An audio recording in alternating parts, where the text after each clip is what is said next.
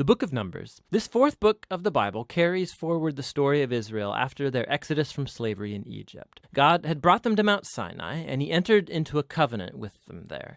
And despite Israel's rebellion, God had graciously provided a way for Israel to live near his holy presence in the tabernacle.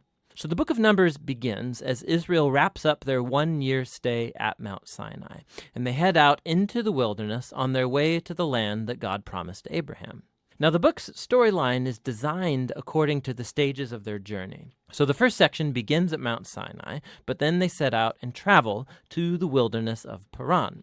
And then from there, they travel to the plains of Moab, which is right across from the Promised Land. Now, the first part opens with a census where the people are numbered. That's where the book gets its name. And then there are laws about how the tribes of Israel were to be arranged in their camp. So the tabernacle was to be at the center, and then around that, the priests and the Levites, and then around them, the 12 tribes neatly arranged with Judah at their head. Now, this was all an elaborate symbol about how God's holy presence was at the center of their existence as a people. This is all followed by a whole series of laws that develop the purity laws from the book of Leviticus. If God's presence was going to be in their midst, every effort should be made to make the camp pure, a place that welcomes God's holiness. In chapter 10, the cloud of God's presence lifts from the tabernacle and guides Israel away from Sinai out into the wilderness, and immediately things go terribly wrong. So in chapter 11, the people start complaining about their hunger and thirst and how they want to go back to Egypt. And then in chapter 12, Moses' own brother and sister begin opposing and bad-mouthing him in front of all of the people. This trip is not off to a good start.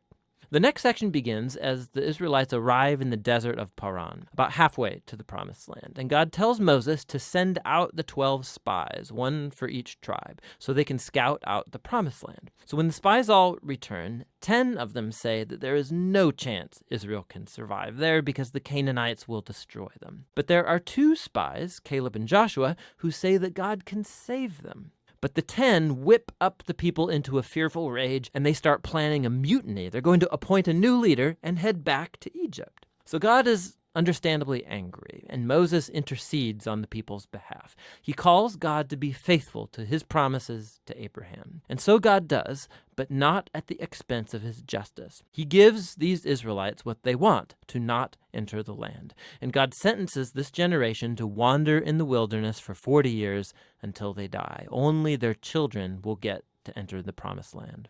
Now, you'd think this severe consequence would wake them up, but it gets even worse. So in the next story, there's a whole group of Levites that begin a rebellion, and they challenge Moses and Aaron's leadership, saying that they have gone way too far. So God deals severely with these Levites, and he renews his commitment to Moses and Aaron as Israel's leaders.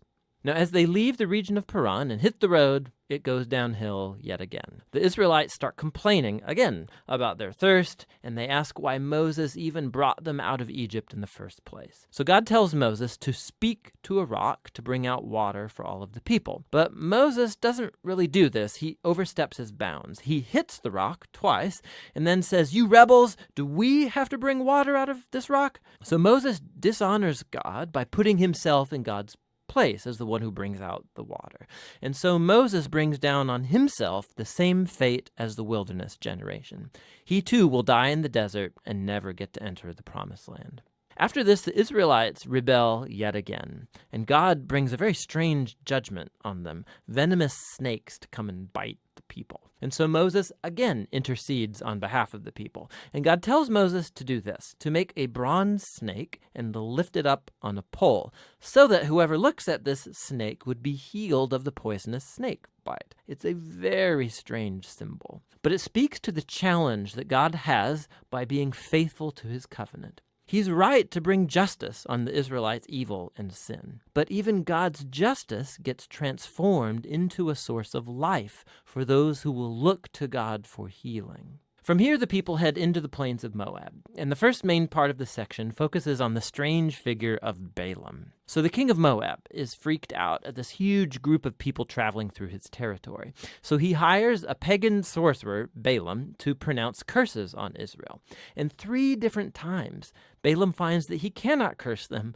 He can utter only blessing upon Israel. Remember God's promise to Abraham from Genesis 12. So not only can Balaam not curse Israel, but God actually gives him a vision about a future Israelite king who will one day bring God's justice to all of the nations. This vision recalls Jacob's promise to Judah in Genesis chapter 49.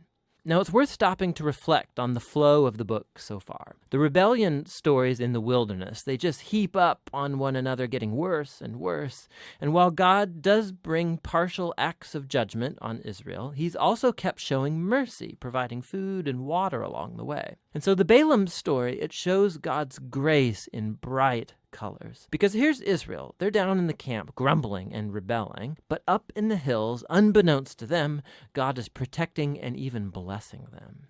And it's this contrast between Israel's rebellion and God's faithfulness in the wilderness. That's what made these stories so important for later generations of Israel. So the wilderness stories are retold time and again by later biblical prophets and poets, and even by the apostles in the New Testament. And these stories always serve as a warning that while God will remain faithful to his covenant promises, he will also allow his people to walk away in rebellion and face the consequences. After this, the rest of the book focuses on the children of the wilderness generation, and they begin preparing to inherit the promised land. They take another census of the new generation, then they go on and win a number of battles with the people groups around them, and then a few tribes even begin to settle in the promised land.